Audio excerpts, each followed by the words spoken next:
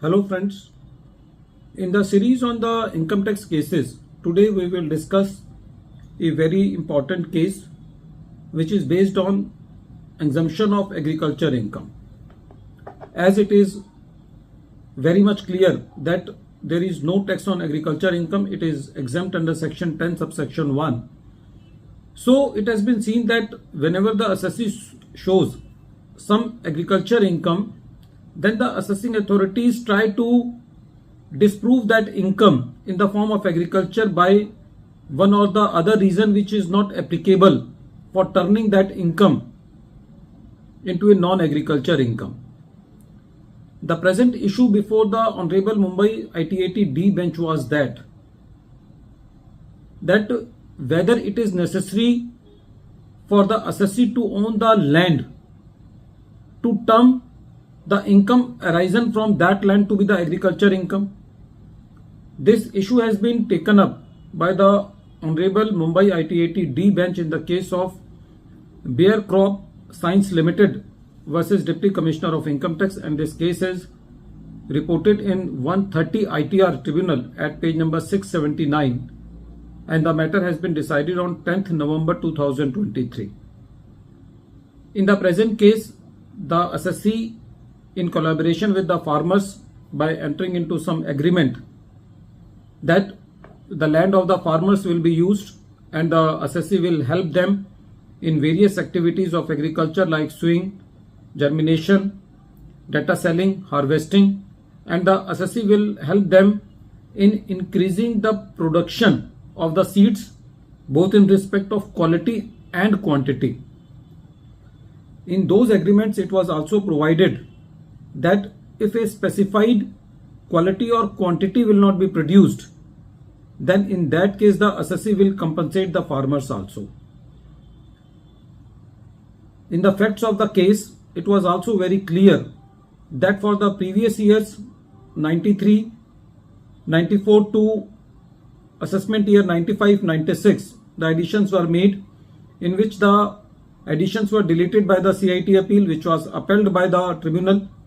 And in the previous assessment years, the High Court has already held that it is not as necessary for the assessee to own the land for turning its income to be agriculture, and the only factor which is essential to characterize an income as agriculture income is that the assessee should have done agriculture activity.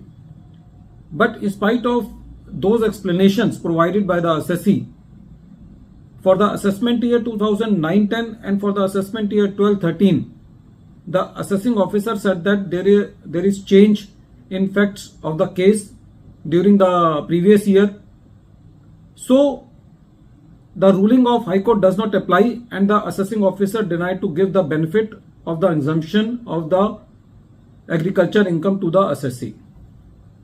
It was the categorically finding of the assessing officer that the assessee do not own the land, so the assessee is not entitled to get the exemption. When this matter came to the tribunal for consideration, the tribunal was of the considered view that the assessee's presence was required for both high quality seeds and for the high quantity of the production of the seeds. The tribunal also noticed that the assessee paid the compensation to the farmers, and the assessee was actively engaged with the farmers in the farming activity. So whatever the activity was done in the previous years, the same activity has done in the concerned assessment year. So the ruling of the tribunal and the High Court was equally applicable for the current assessment years.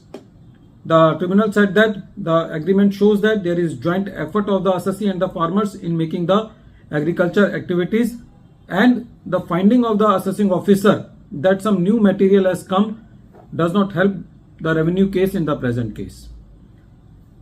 In the case in hand, there were some two small issues also.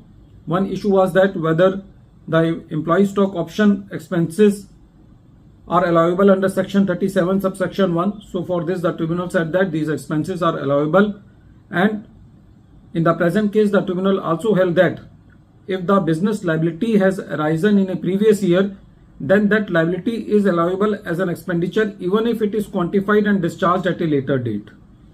In the present case, there was some issue of disallowance of section 14A also.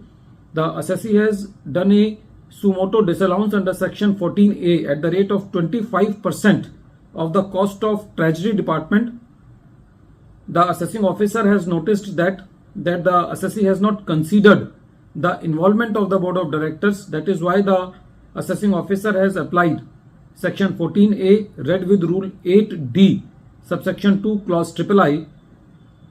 When this matter was before the tribunal said that in the present case, since the assessee has not considered the involvement of the board of directors, so the application of section 14A read with rule 8D subsection 2 clause III is also justified. At the end of this video, once again I am repeating the name of the case. The name of the case is Bayer Crop Science Limited versus Deputy Commissioner of Income Tax, and this case is reported in 130 ITR Tribunal at page number 679, and the date of the judgment is 10th November 2023. Thank you, friends.